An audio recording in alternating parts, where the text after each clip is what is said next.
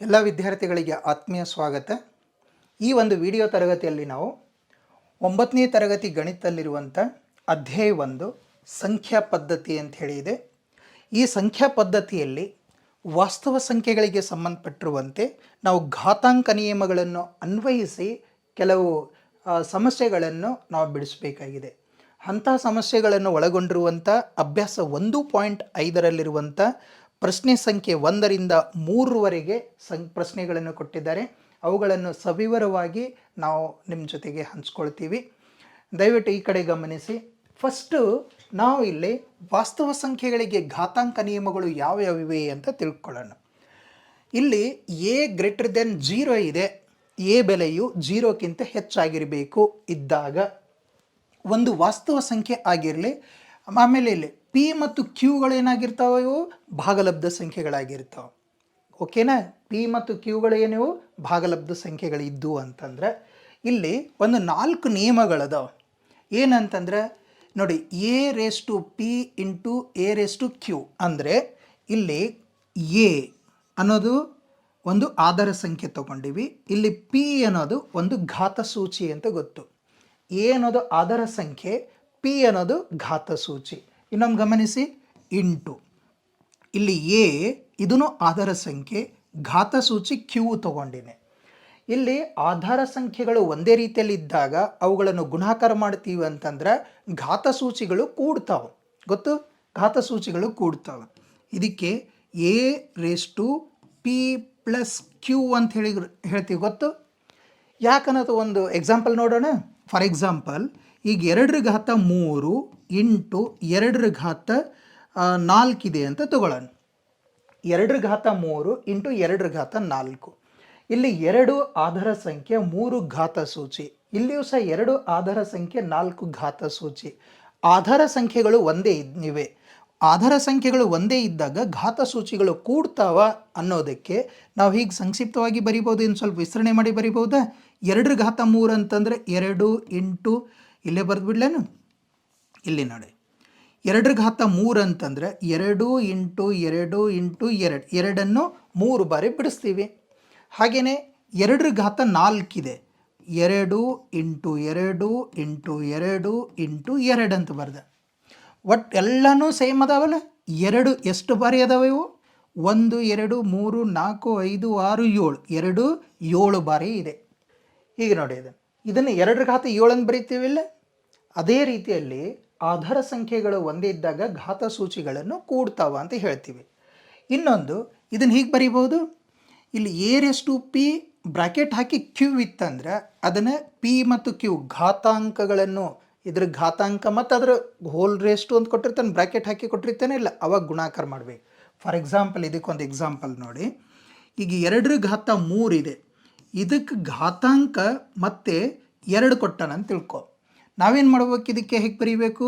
2⁻3 into 2 ಅಂತ ಬರೀಬೇಕು. ಅಂದರೆ 2 ಎಷ್ಟಾಯಿತು? 3 2 6 ಆಯಿತು. ಇನ್ನೊಂದು ಪಾಯಿಂಟ್ ಗಮನಿಸಿ. ಒಂದು ವೇಳೆ 2⁻3 ಇದಕ್ಕೆ ಬ್ರಾಕೆಟ್ ಹಾಕಲಿಲ್ಲ ನಾವು, ಮತ್ತೇನಂತಂದ್ರೆ ಅದರ ಘಾತಾಂಕ 2 ಬರೆದಿನಿ ಅಂತ ತಿಳ್ಕೊ. 3 ಗುಣಿಲೆ 2 ಅಂತ ಬರೆಯಂಗಿಲ್ಲ. ಅಲ್ಲಿ ಹೆಂಗೆ ಬರೀಬೇಕು ಗೊತ್ತಾನ?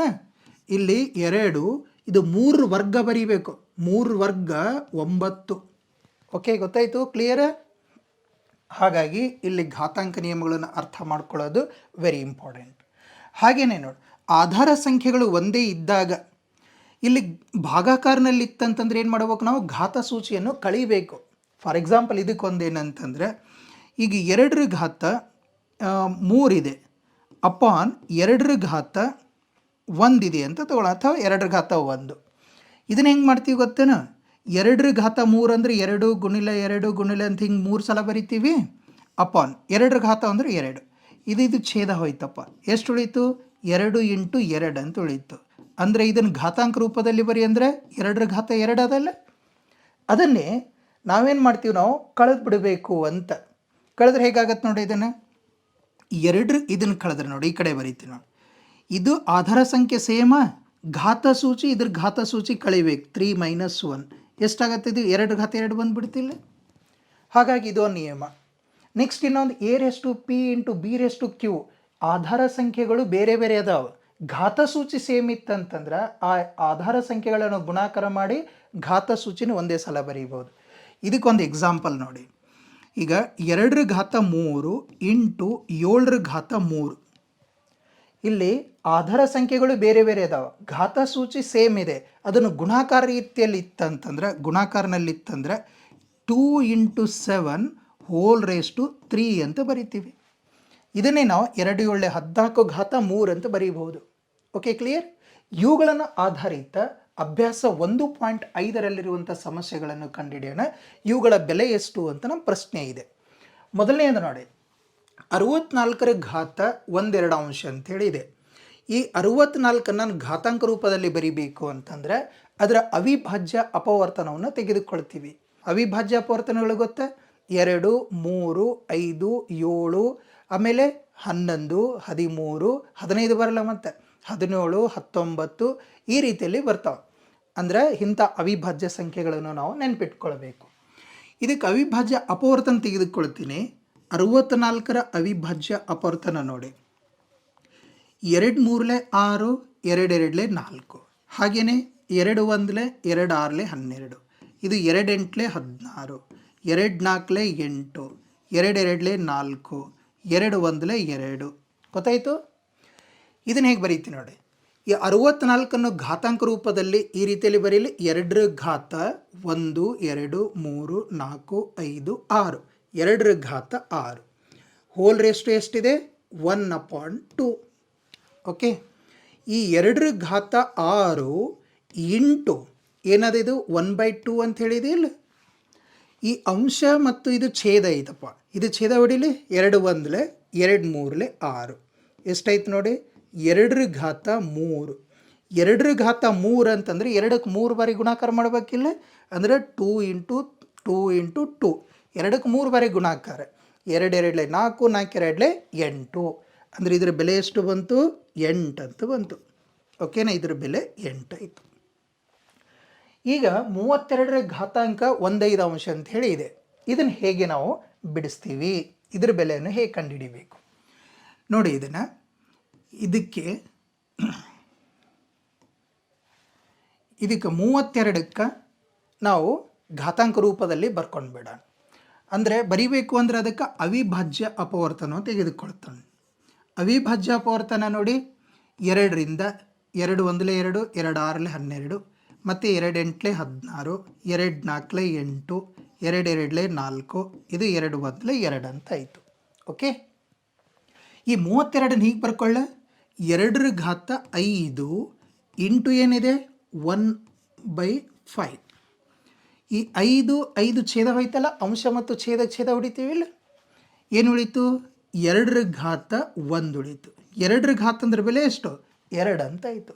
2 ಘಾತ 1 ಬೆಲೆ 2. Okay, clear? ಓಕೆ, ಇದರಲ್ಲಿ ಮೂರನೇ ಪಾಯಿಂಟ್ ಒಂದು ಕೊಟ್ಟಿದ್ದಾರೆ ನೋಡಿ. ಮೂರನೇದು 125 ಘಾತಾಂಕ 1/3. ಅದನ್ನು ಬಿಡಿಸೋಣ. ಮೂರನೇ ಅಂಶ ಇದರಲ್ಲಿ 125 ಹೋಲ್ ರೇಷ್ಟು 1/3 ಅಂತ ಹೇಳಿದೆ. 1/3 ಅಂತ ಹೇಳಿದೆ. ಇದ್ರ ಬೆಲೆ ಕಂಡುಹಿಡಿಬೇಕು. 125 ಇದರ ಅವಿಭಾಜ್ಯ ಅಪವರ್ತನ ಮಾಡ್ಕೊಂಡು ಬಿಡಲಿ. 125ರ ಅವಿಭಾಜ್ಯ ಅಪವರ್ತನ ಮಾಡ್ತೇನೆ. 5ರಿಂದ ಹೋಗುತ್ತಾ, 2ರಿಂದ ಅಂತಂದ್ರೆ ಆಗಲ್ಲ, 3ರಿಂದ ಅಪವರ್ತನ ಮಾಡಲಿಕ್ಕಾಗಲ್ಲ. ನೆಕ್ಸ್ಟ್ ಅವಿಭಾಜ್ಯ ಅಪವರ್ತನ ಇರೋದು 5. 5ರಿಂದ 5 2 10, 5 5 25 ಆಯಿತು. ಮತ್ತು 5 5 25 ತೊಗೊಳ್ತೀವಿ, ಮತ್ತು 5 1 5 ಅಂತ ಹೇಳಾಗತ್ತೆ. ಇಲ್ಲಿ 125, ಇದು 125ನ್ನು ನಾವು ಘಾತಾಂಕ ರೂಪದಲ್ಲಿ ಹೀಗೆ ಬರಿಬಹುದು. 5 ಘಾತ 3 ಇಂಟು ಇದು 1/3. ಇದು 3 ಛೇದ ಹೋಯ್ತಿಲ್ಲ. ಏನು ಉಳಿತು? 5 ಘಾತ 1. 5 ಘಾತ 1 ಅದರ ಬೆಲೆ 5 ಅಂಥೇಳಿ ಆಯಿತು. ಹೀಗೆ ಇದು ಮೂರನೇ ಸಮಸ್ಯೆಯನ್ನು ನಾವು ಇದರಲ್ಲಿ ಅದರ ಬೆಲೆಯನ್ನು ಕಂಡುಹಿಡ್ತೀವಿ. ಬೆಲೆ ಕಂಡುಹಿಡಿಯಿರಿ. ಎರಡನೇದರಲ್ಲಿ, ಎರಡನೇ ಮೇನ್ ಪ್ರಶ್ನೆಯಲ್ಲಿ ಒಂದನೇದು ಪಾರ್ಟ್ 9⁵3/2 ಅಂಥೇಳಿ ಇದೆ. 9⁵3/2 ಅಂಥೇಳಿ ಇದೆ. ಇದನ್ನು ಹಾಗೇನೆ 9ರ ಅವಿಭಾಜ್ಯ ಅಪವರ್ತನ ಮಾಡ್ಕೊಂಡು ಬಿಡ್ತೀನಿ. 9ರ ಅವಿಭಾಜ್ಯ ಅಪವರ್ತನ 3ರಿಂದ 3 ಮೂರಲೆ 9 3 ಒಂದಲೆ 3. ನೋಡಿ ಇಲ್ಲಿ 3 ಘಾತಾಂಕ 9ರ ಅಪವರ್ತನ ತೊಗೊಂಡು ಹೆಂಗೆ ಮಾಡಿದ್ದೀನಿ ನಾನು 3 × 3 ಅಂತ ಅದಲ್ಲಿ ಇದು ಅಂದರೆ 3 ಘಾತ 2 ಅಂತ ಆಯಿತು. ಇಂಟು ಇದು 3/2 ಅಂಥೇಳಿ ಇದೆ. 2 ಛೇದ ಹೋಯ್ತಪ್ಪ. 3 ಘಾತ ಏನು ಉಳಿತು 3. 3 ಘನ 3 ಘಾತ 3 ಅಂತಂದ್ರೆ 3 ಘನ ಅನ್ನು ಬರೀಬೇಕು. 3 ಘನ ಎಷ್ಟು 27 ಅಂತ ಆಯ್ತು ಇಲ್ಲಿ. 3 ಘನ ಎಷ್ಟು 27. ಓಕೆನಾ.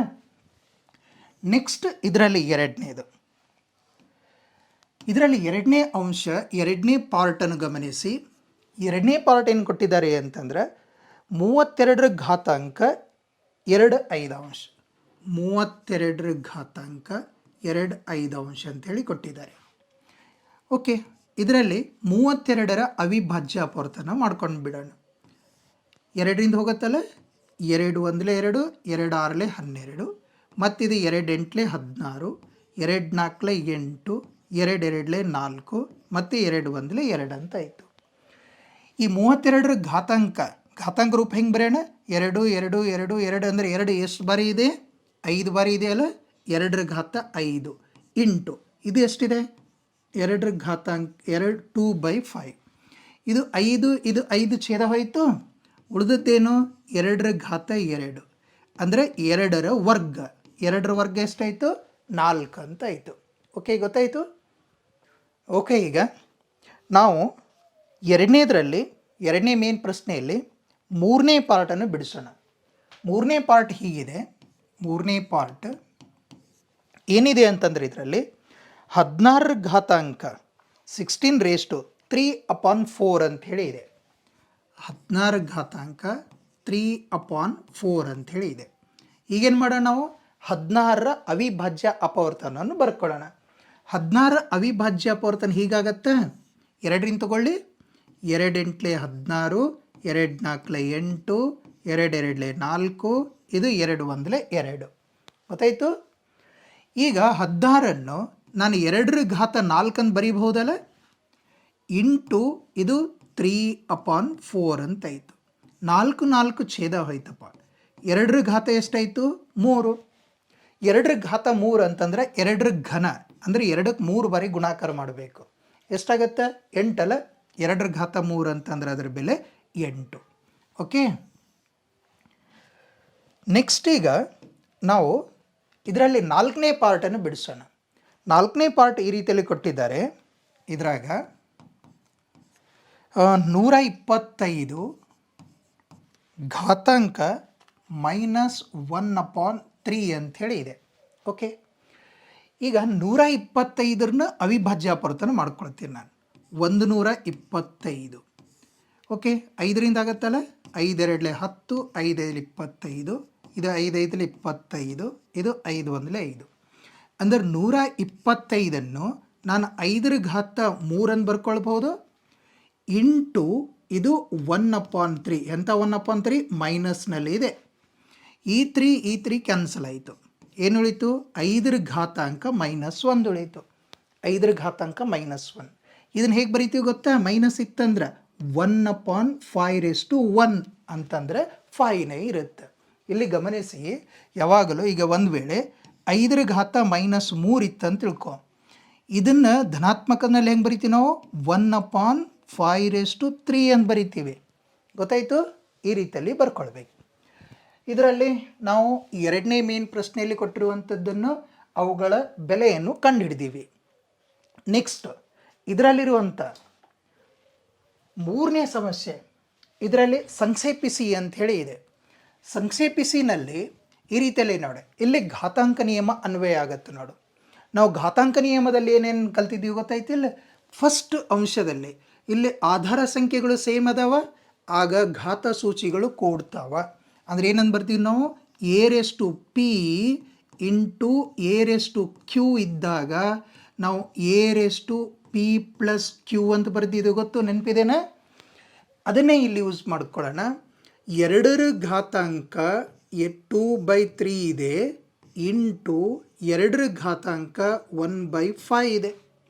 ಇಲ್ಲಿ ಆಧಾರ ಸಂಖ್ಯೆಗಳು ಸೇಮ್ ಅದಾವ, ಹಾಗಾಗಿ 2 2 ಸೇಮ್ ಇದೆ ಅಂದರೆ 2 ಬರೀತೀನಿ. ಘಾತಸೂಚಿಯನ್ನು ಕೂಡಿಸ್ಕೊಳ್ಬೇಕು. 2/3 ಪ್ಲಸ್ 1/5 ಅಂಥೇಳಿ ಇದೆ. ಇಲ್ಲಿ 2ಕ್ಕೆ 2 ಆಯಿತು. ಇದ್ರ ಘಾತಾಂಕ ನೋಡು, 3 5ರ ಅಪವರ್ತನ 15 ಅಂತ ಆಯಿತು. ಇಲ್ಲಿ 3 ಅಂತಂದರೆ 5ರಿಂದ ಗುಣಾಕಾರ ಮಾಡಿಬಿಡ್ತೀನಿ. 5 2 10 ಪ್ಲಸ್ 5 ಇದೆ ಅಂತಂದ್ರೆ 15 ಆಗಬೇಕಿಲ್ಲ. 5 3 15 ಅಂದರೆ 3 1 3 ಅಂತ ಆಯಿತು. ನೆಕ್ಸ್ಟ್ ನೋಡಿ, ಇದು 2ರ ಘಾತಾಂಕ 10 ಪ್ಲಸ್ 3 ಅಂದರೆ 13 ಆಯಿತು, ಅಪಾನ್ ಇದು 15. ಇಷ್ಟು ನಮ್ಮ ಆನ್ಸರ್. ಓಕೆ, ಭಿನ್ನರಾಶಿಗಳ ಸಂಕಲನ ಮತ್ತು ವ್ಯವಕಲನದಲ್ಲಿ ನಾನು ಹೇಳಿಕೊಟ್ಟಿದ್ದೀನಿ. ಭಿನ್ನರಾಶಿಗಳ ಸಂಕಲನ ಹೇಗೆ ಮಾಡಬೇಕು, ವ್ಯವಕಲನ ಹೇಗೆ ಮಾಡಬೇಕು, ಅದರ ಭಿನ್ನರಾಶಿಗಳ ಗುಣಾಕಾರ ಹೇಗೆ, ಭಿನ್ನರಾಶಿಗಳ ಭಾಗಾಕಾರ ಯಾವ ರೀತಿಯಲ್ಲಿ ಮಾಡಬೇಕು ಅನ್ನೋದನ್ನು ಹೇಳಿದ್ದೀನಿ. ಅದೇ ಈ ಈ ಭಾಗಲಬ್ಧ ಸಂಖ್ಯೆಗಳನ್ನು ಇಲ್ಲಿ ಕೂಡಿಸಿದ್ದೀನಿ. ಛೇದಗಳು ಬೇರೆ ಬೇರೆ ರೀತಿಯಲ್ಲಿದ್ದಾಗ ಏನು ಮಾಡಬೇಕು, ನಾವು ಛೇದವನ್ನು ಸಮ ಮಾಡಿಕೊಳ್ಬೇಕು. ಛೇದ ಸಮ ಮಾಡಬೇಕಾದ್ರೆ ಏನು ಮಾಡ್ತೀವಿ ನಾವು, ಅವುಗಳ ಲಸವನ್ನು ನಾವು ಕಂಡುಹಿಡ್ಕೊಳ್ತೀವಿ. 3 ಮತ್ತು 5ರ ಲಸ 15 ಆಯಿತು. ಇಲ್ಲಿ 3 ಇದೆ ಅಂತಾರೆ 15 ಆಗ್ಬೇಕಂತಂದರೆ ಎದರಿಂದ ಗುಣಾಕಾರ ಮಾಡ್ತೀವಿ ನಾವು, 5ರಿಂದ ಗುಣಾಕಾರ ಮಾಡ್ತೀವಿ. ಹಾಗಾಗಿ ಇಲ್ಲಿ 5 2 10 ಆಗಿಬಿಡ್ತು. ಇದನ್ನೂ ಸಹ 5 ಇದೆ, ಇದನ್ನು 15 ಮಾಡ್ಬೇಕಾದ್ರೆ 3ರಿಂದ ಗುಣಾಕಾರ ಮಾಡ್ತೀವಿ. ಇಲ್ಲ ಅಂದ್ರೆ 3 1 3 ಆಯಿತು. ಓಕೆನಾ? ಅದಕ್ಕೆ ಭಿನ್ನರಾಶಿಗಳ ಸಂಕಲನ, ಭಿನ್ನರಾಶಿಗಳ ಗುಣಾಕಾರ ಇದನ್ನು ಹೇಗೆ ಮಾಡಬೇಕು ಅನ್ನೋದಕ್ಕೆ ಸಪ್ರೇಟ್ ವಿಡಿಯೋ ಇದೆ, ಅದನ್ನು ವೀಕ್ಷಣೆ ಮಾಡಿ. ಓಕೆ, ನೆಕ್ಸ್ಟ್ ಇದನ್ನು 2ನೇ ಅಂಶ ನೋಡಿ. ಇಲ್ಲಿ ಹೇಗೆ ಮಾಡ್ಕೊಳ್ತೀವಿ ನಾವು ಇದನ್ನು, ಈ ರೀತಿಯಲ್ಲಿ 1/7 ನೋಡಿ. ಇಲ್ಲಿ ಇದಕ್ಕೊಂದು ಅಂಶ a⁻p ಅಪಾನ್ b⁻, ಇನ್ನೊಂದು q ಇತ್ತು ಅಂತ ತಿಳ್ಕೊಳ್ಳೋಣ. ಹೋಲ್⁻m ಇತ್ತಂದ್ರೆ ಏನು ಮಾಡಬೇಕು ಗೊತ್ತಾ, ಇದನ್ನು a⁻p × m ಅಂತ ಮಾಡ್ಕೊಳ್ತೀವಿ, ಅಪಾನ್ b⁻q × m ಅಂತ ಮಾಡ್ಕೊಳ್ತೀವಿ. ಇದನ್ನು ಗಮನಿಸಬೇಕು. ಅದೇ ರೀತಿಯಲ್ಲಿ ಇಲ್ಲಿ 1/7 ಇದು 1/7 ಅಪಾನ್ 3/7 ಅಂತ ಮಾಡ್ಕೋಬೇಕು. ಇಲ್ಲಿ 1/7 ಅಂದರೆ ಒಂದೇ ಇರುತ್ತೆ. ಇಲ್ಲಿ 3/3 21 ಇಷ್ಟು ಬರಿಬೋದು. ಇದನ್ನೇ ನಾನು ಮೈನಸ್ನಲ್ಲಿ ಬರೀತೇನೆ ಅಂತಂದರೆ 3 - 21 ಅಂತ ಆಗುತ್ತೆ, ಅಥವಾ ಇಷ್ಟು ಬರೀಬಹುದು. Okay, clear? ನೆಕ್ಸ್ಟ್ ಇದರಲ್ಲಿ 3ನೇ ಅಂಶ ಗಮನಿಸಿ. ಇಲ್ಲಿ ಛೇದ ಸೇಮ್ ಇದೆ ಅಂದರೆ ಭಿನ್ನರಾಶಿ ಇದಕ್ಕೆ ಛೇದದಲ್ಲಿ ಅಂದರೆ ಭಾಗಾಕಾರದಲ್ಲಿ ಇದೆಯಲ್ಲ, ಭಾಗಾಕಾರದಲ್ಲಿದೆ ಅಂತಂದ್ರೆ ಇಲ್ಲಿ 3ನೇ ಅಂಶವನ್ನು ಗಮನಿಸಿ, 3ನೇ ಪಾಯಿಂಟನ್ನು ಗಮನಿಸಿ. ಇಲ್ಲಿ ಆಧಾರ ಸಂಖ್ಯೆಗಳು ಸೇಮ್ ಅದಾವೆ, ಘಾತಸೂಚಿ ಬೇರೆ ಬೇರೆ ಅದಾವೆ. ಅದು ಅದೇನಂತಂದ್ರೆ ಭಾಗಾಕಾರ ರೀತಿಯಲ್ಲಿ ಇತ್ತಂದ್ರೆ, ಭಾಗಾಕಾರದಲ್ಲಿ ಇತ್ತಂದ್ರೆ ಏನು ಮಾಡ್ಬೇಕಂತ ಹೇಳಿದೆ ನಾನು, ಆಧಾರ ಸಂಖ್ಯೆ ಸೇಮ್ ಇದ್ದಾಗ ಘಾತಸೂಚಿ ಮೈನಸ್ ಆಗ್ತಾವಂತ ಹೇಳಿದ್ದೀವಿ, ಗೊತ್ತು? ಅಂದರೆ ಇಲ್ಲಿ ನೋಡಿ, ಇದು 11 ಇದು 11 ಅಂತಂದ್ರೆ 11 ಅಂತಾಯಿತು. ಇದ್ರ ಘಾತಸೂಚಿ 1/2, ಇದು ಮೈನಸ್ ಆಗತ್ತಂತ ಹೇಳಿವಿಲ್ಲ, -1/4 ಅಂತಾಯಿತು. ಓಕೆ, ಇಲ್ಲಿ ಗಮನಿಸಿ.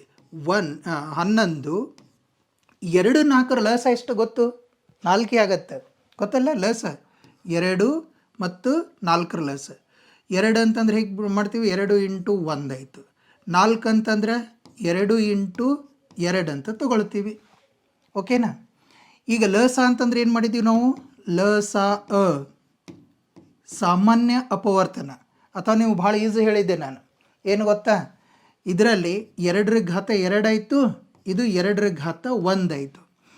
ಲಸ ಮಾಡಬೇಕಾದ್ರೆ ಸಾಮಾನ್ಯ ಅಂಶಗಳಿದ್ದು ಅಂತಂದ್ರೆ ಘಾತಸೂಚಿ ಯಾವ ಜಾಸ್ತಿ ಇರುತ್ತೆ ಅದು ತಗೊಳ್ಬೇಕು, ಇಂಟು ಉಳಿದದ್ದು ಅಂಶವನ್ನು ಬರೆಯೋದು.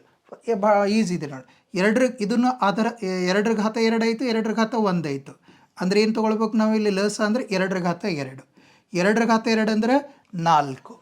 ಲಸ ಏನಾಯ್ತು ಇದ್ರದ್ದು, 2 4 ಲಸ ಏನಾಯಿತು, 4 ಇದೆ. ಇಲ್ಲಿ 2 ಇದೆ ಅಂತಂದರೆ 4 ಮಾಡ್ಬೇಕಾದ್ರೆ ಏನು ಮಾಡ್ಬೇಕು, 2ರಿಂದ ಗುಣಾಕಾರ ಮಾಡ್ಬೇಕು. 4 ಇದೆ, 4 ಇದೆ, ಬೇಕಾದ್ರೆ 1ರಿಂದ ಗುಣಾಕಾರ ಮಾಡ್ತೀನಿ ಅಂತ ಹೇಳ್ಬೋದು. ಇದು 2 × 1 ಅಂದರೆ 2 ಆಯಿತು, -1 × 1 ಅಂದರೆ 1 ಆಯಿತು. ಎಷ್ಟಾಗುತ್ತೆ ಗೊತ್ತಾ, ಇದು 11.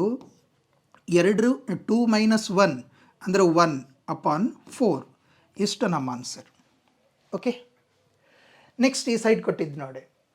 ಇಲ್ಲಿ ಆಧಾರ ಸಂಖ್ಯೆಗಳು ಬೇರೆ ಬೇರೆ ಅದಾವ, ಘಾತ ಸೂಚಿಗಳು ಸೇಮ್ ಅದಾವ. ನೆನ್ಪು ಮಾಡ್ಕೊಳ್ಳಿ ಅದನ್ನು. A raise to P into B raise to p ಇತ್ತಂದ್ರೆ ಹೇಗೆ ಬರಿತೀವಿ ಅಂತ ಹೇಳಿ ನಾವು a into b whole raise to p ಅಂತ ಬರಿತೀವಿ ಅಂತ ಗೊತ್ತಾ? ನೆನ್ಪು ಮಾಡ್ಕೊಳ್ಳಿ ಇದನ್ನು. ಹಾಗಾಗಿ ಇಲ್ಲಿ ಇದರಲ್ಲಿ 7 ಇಂಟು 8 ಇದು ಹೋಲ್ ರೇಸ್ ಟು 1/2 ಅಂತ ಬರೆದು ಬಿಡೋದು. ಅಂದರೆ 7 8 56 ಘಾತಾಂಕ 1/2 ಮುಗೀತು. ಇಷ್ಟೇ ಇರೋದು. ಓಕೆ.